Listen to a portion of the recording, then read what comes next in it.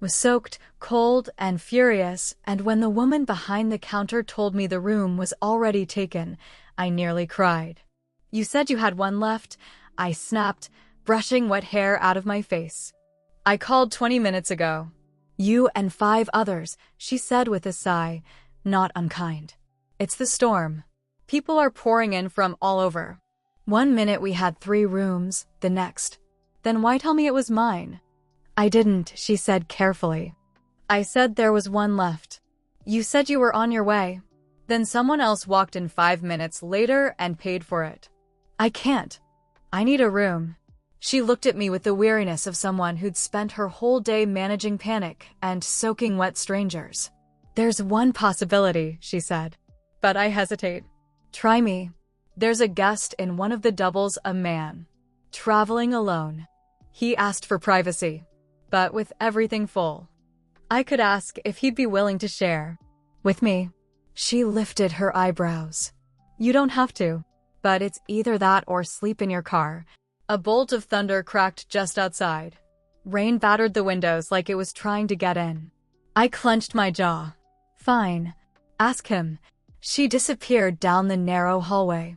I stood there dripping onto the check-in mat, arms crossed, heart pounding. What the hell was I doing?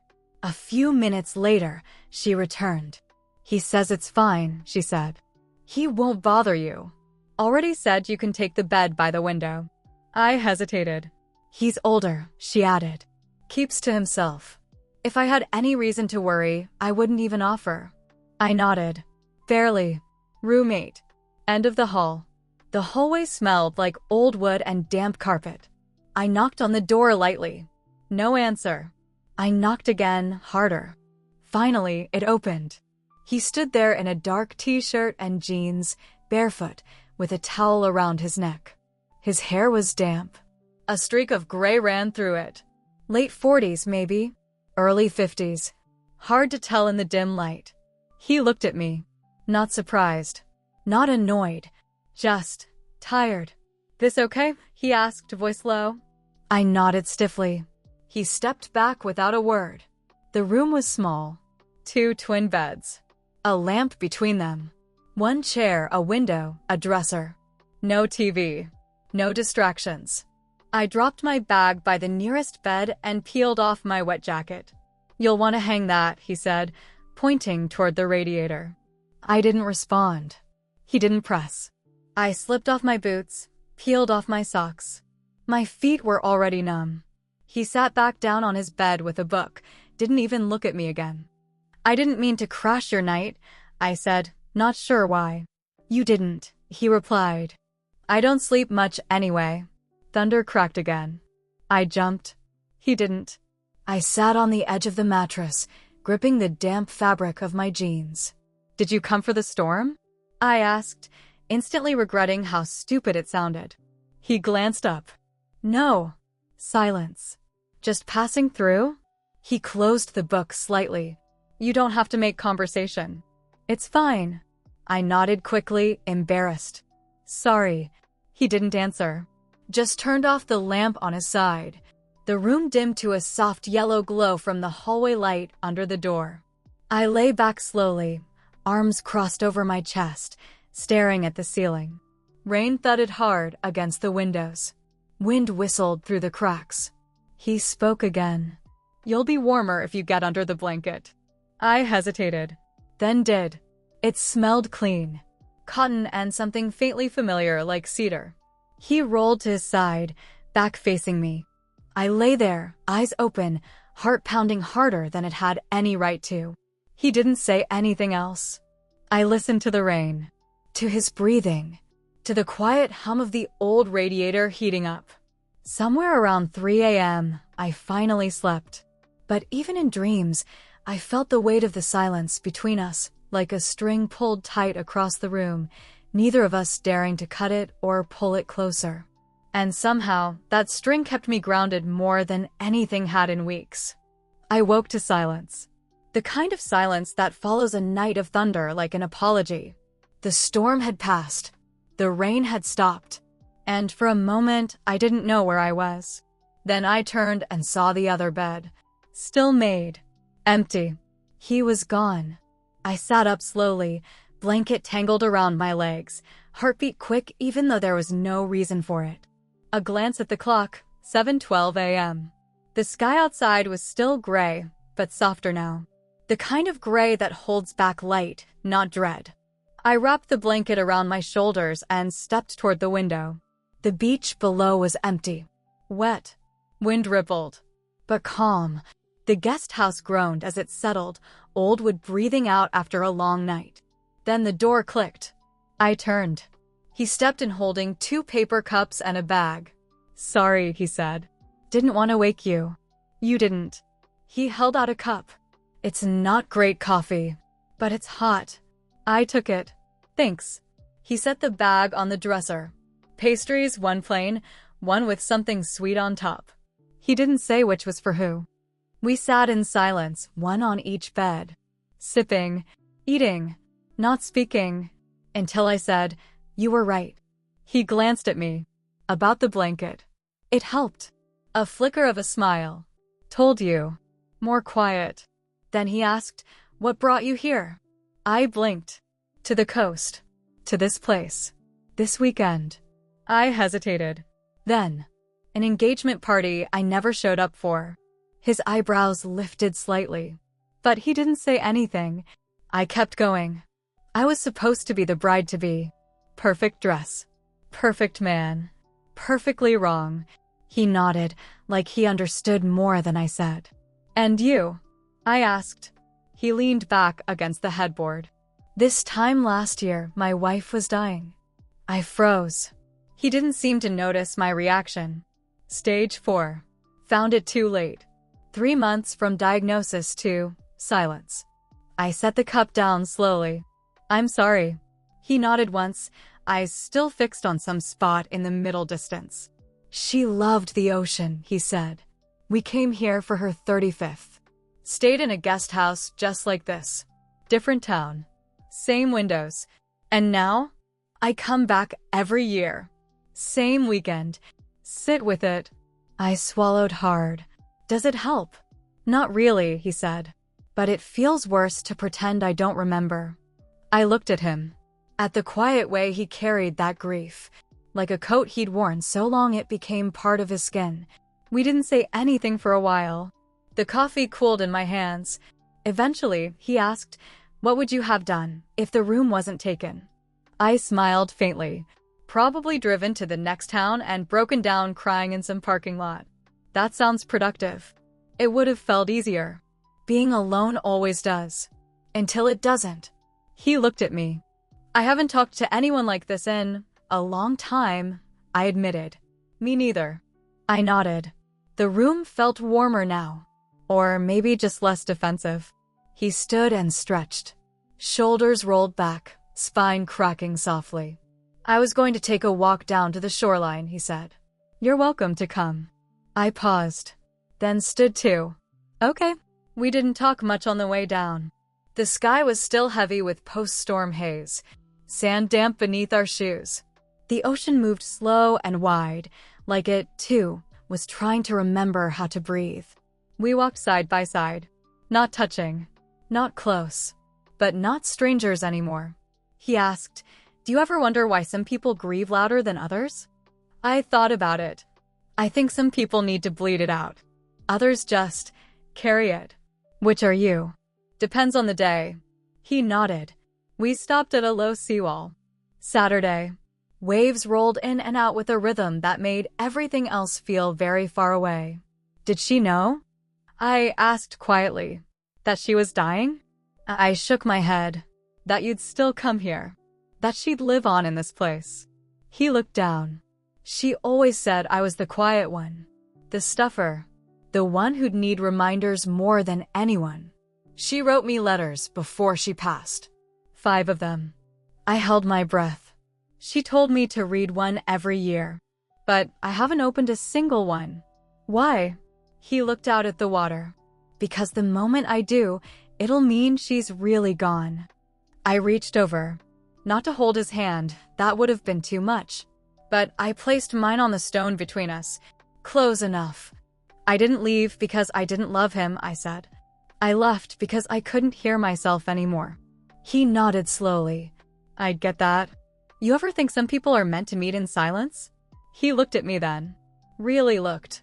That's all we have left when the noise fades.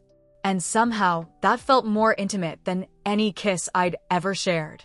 We stayed there until the sky cracked open with sunlight.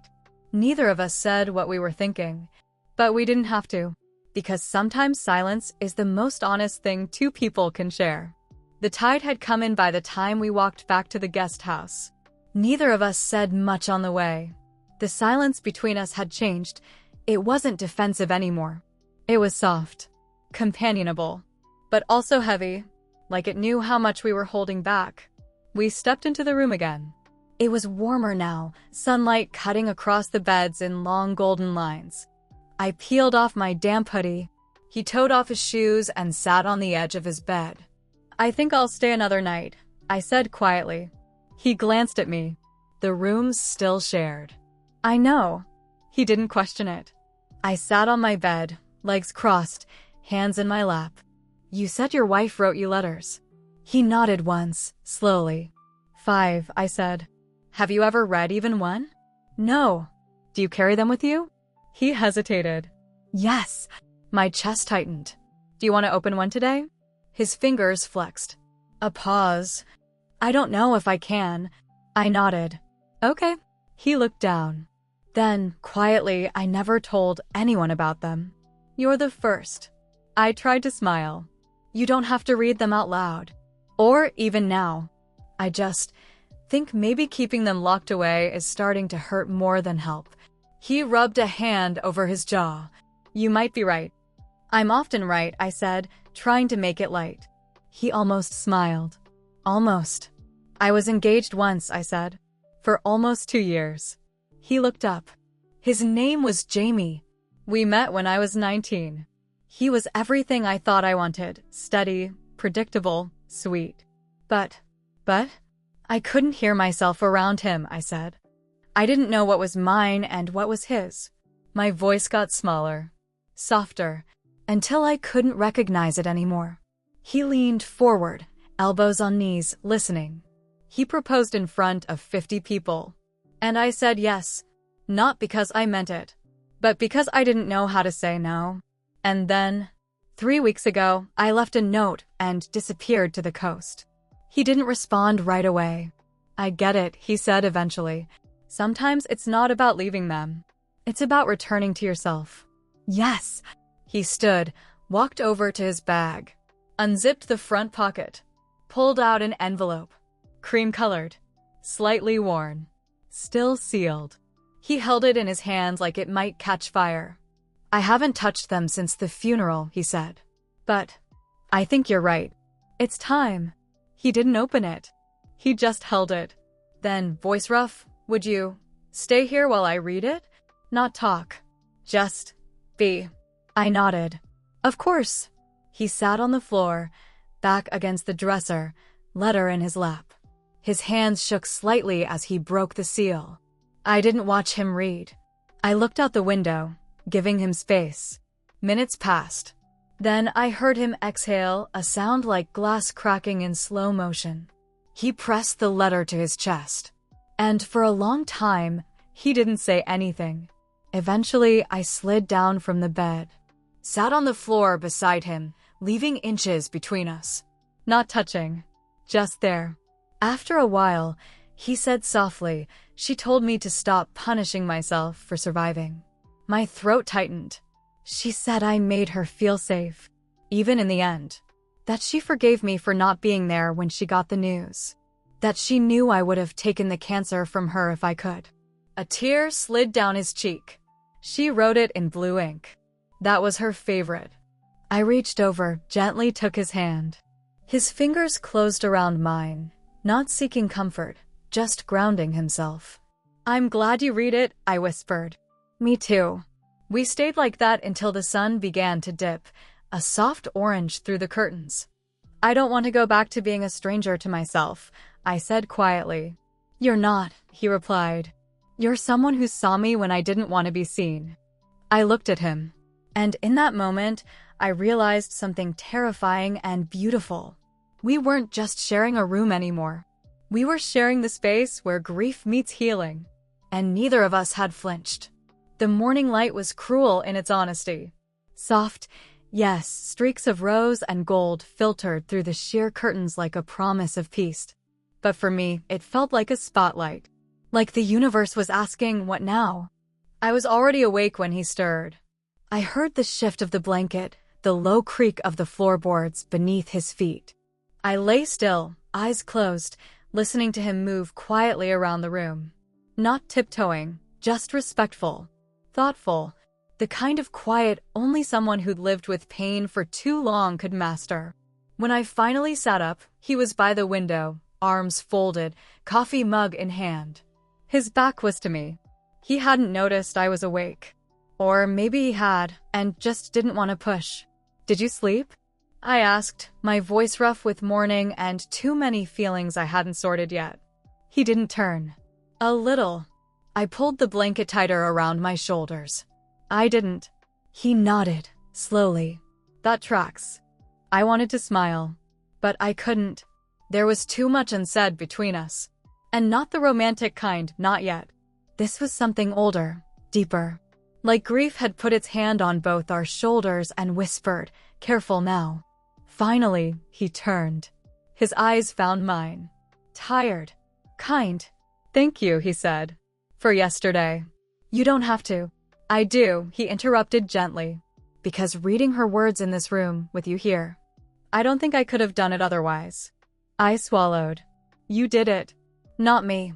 He came closer, sat on the edge of his bed, the letter still folded on the nightstand. "Maybe, but I think grief recognizes its reflection. You saw mine before I admitted it was still living in me." I looked down at my hands. They were shaking slightly, and I hated that. "I'm scared of how much I saw in you," I admitted. "Why?" "Because I wasn't ready. I came here to hide." "You think I wasn't hiding too?" Silence. "I came to the coast to disappear," I said. "Not to be reminded I still feel things." He leaned forward, elbows on his knees. "Then let's agree to stop running. At least for a few days." I looked at him. That quiet steadiness in his voice, it disarmed me more than any dramatic gesture could. "What would that even look like?" I asked. He tilted his head. "Have breakfast. Walk. Maybe talk. Maybe not." I smirked faintly. "You really sell the fantasy, you know." He chuckled, low, real. "I'm not trying to sell you anything," he said. "Just offering a little piece. If you want it." I didn't answer. Not right away. Instead, I stood and walked over to the dresser. I picked up the letter, turned it in my hand. "Do you think she'd like me?" I asked suddenly. That stopped him. He blinked. "What?" "Your wife. Do you think she'd like that you read her letter, with someone like me nearby?" He didn't hesitate. "I think she'd be grateful." That gutted me a little. He stood too now, moving slowly, like he didn't want to startle the moment. "She told me once," he said, "that if anything happened to her, she hoped someone kind would find me before I went numb completely." I didn't breathe. "Did she say what kind of person?" "She said, someone who doesn't try to fix you. Someone who just stays." He was close now. Not touching, but near. I looked at him. "I don't know how to stay." He nodded. "I don't know how to ask someone to." We stood there, inches apart, both of us holding too much and saying too little. Then I said it. "Then maybe we figure it out." Slowly, his eyes softened. He nodded once. That was it. No dramatic kiss. No tearful embrace. Just two people choosing, quietly, not to leave. And somehow, that was the most romantic thing I'd ever felt. We spent the day without a plan. Coffee in silence. A walk to the edge of the tide. He told me about her not in long stories, but in pieces. Her laugh. Her music. Her hands. And I told him about the girl I used to be before I started shrinking for other people. We didn't name what we were doing. We didn't need to. That night, we sat on the floor beside the heater, 2 mugs of tea between us. He looked over at me. Tired, gentle. "You're not what I expected," he said. I smiled faintly. "You're exactly what I didn't expect. And that's okay?" I nodded. "For now, yeah. It really is." And in that flickering, quiet space, grief and healing sat beside each other. And didn't argue. It rained again that night. Not like the storm before, not violent, not loud. Just a soft, steady rhythm against the roof, like the sky had run out of fury and was left only with sadness. We stayed in the room. We didn't light candles. Didn't play music. Didn't talk much. He sat on his bed, book in hand, though I wasn't sure he was reading. I lay curled up on mine, watching the light shift through the blinds. My head rested against the headboard, one leg bent, fingers brushing the edge of the blanket like I was tracing a memory I hadn't made yet. Eventually, I spoke. "I don't think I've ever felt quiet like this." He looked over. "What do you mean?" "I mean inside. Usually when it's silent around me, my head gets louder. Thoughts, regrets, all the things I didn't say or should have done." He set the book down. "And now? I still have all that, but it's not screaming. It's just there." He nodded. "Like the rain." "Yeah." We both sat in that space for a while. It wasn't romantic. It wasn't leading anywhere. It was just peace. And that was new for both of us. Later, he stood and walked to the small dresser, pulled out a folded blanket, and tossed it toward the end of my bed. "In case you get cold." "Thanks." He hesitated near the window, then leaned against it, arms crossed. "You ever think about what you'd say if you had one more conversation with someone you lost?" His voice was quiet, but clear. I didn't answer right away. Then, every day. He nodded like he expected that. I used to talk to her in my head. All the time. Ask what she'd think about things. How she'd handle something. Did she ever answer? He smiled, but it didn't reach his eyes. No. But the silence helped. I sat up, tucking my knees under me. "I think I'd say I'm sorry." "For leaving Jamie?" "No," I said. "For staying as long as I did. For pretending it didn't kill me to shrink for someone else." He didn't flinch. Just listened. That version of me wasn't real. It was what he wanted. And I played it so well I forgot it was a performance. And now? I'm trying to remember who I am underneath all the pretending. His eyes met mine. "You seem real to me." I swallowed. Hard. "That scares me." "Me too," he admitted. He took a step closer, then stopped. "I don't want to rush this," he said. "I don't even know what this is." "Neither do I whispered. "But I don't want to run anymore." He nodded. "Then don't." I reached out without thinking and touched his wrist. Just a fingertip. Just enough to anchor us both. He let out a breath like he'd been holding it since she died. "I haven't let anyone touch me like that in a long time," he said. "I haven't wanted to touch anyone like that in a long time," I said.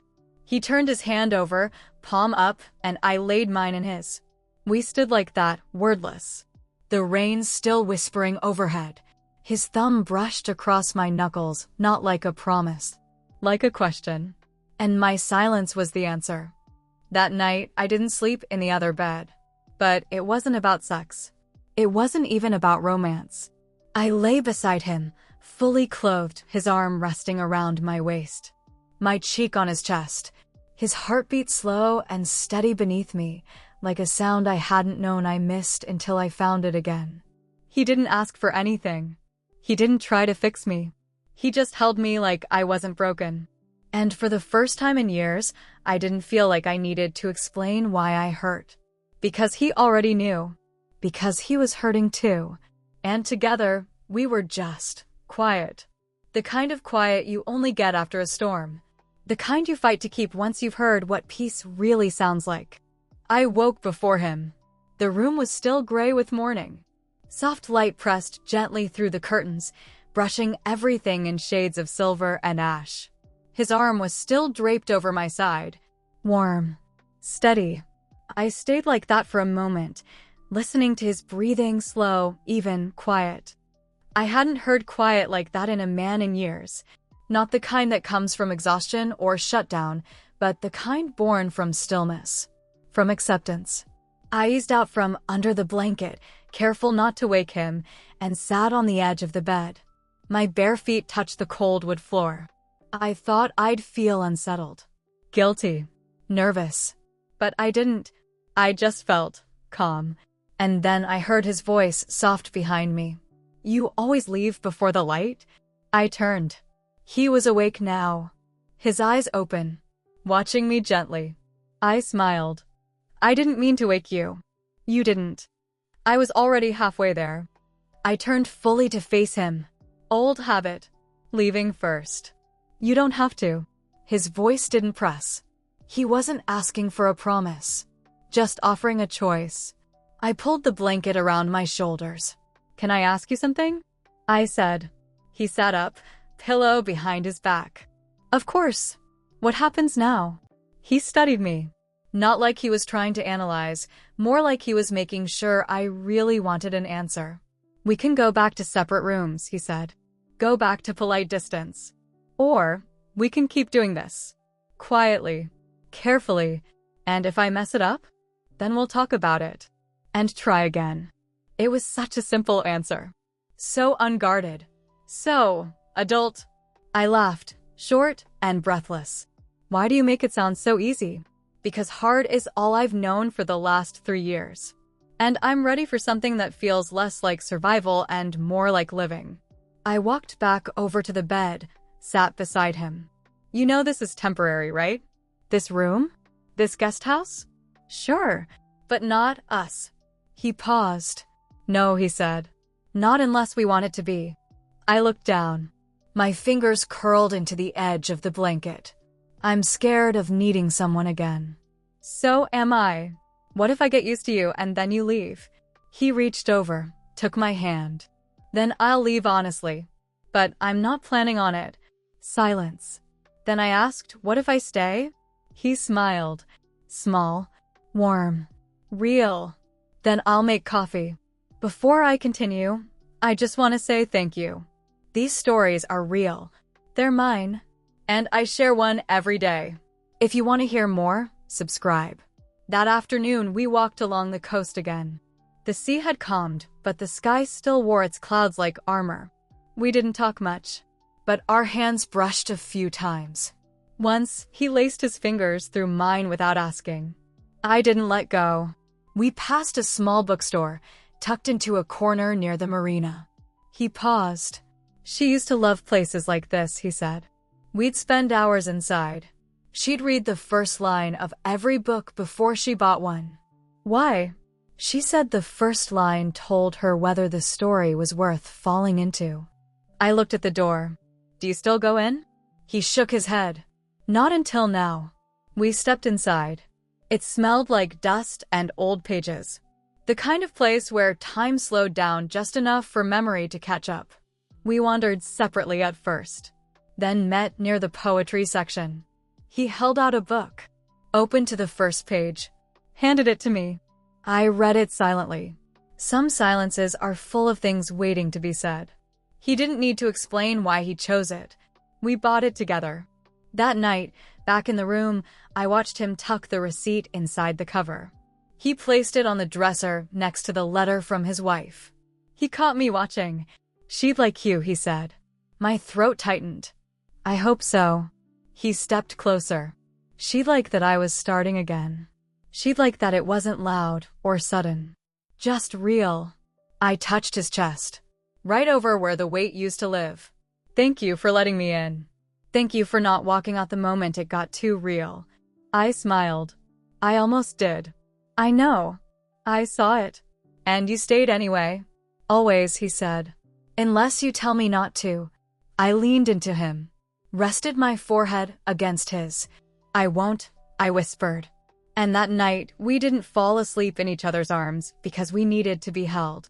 We slept close because it finally felt safe to let someone stay.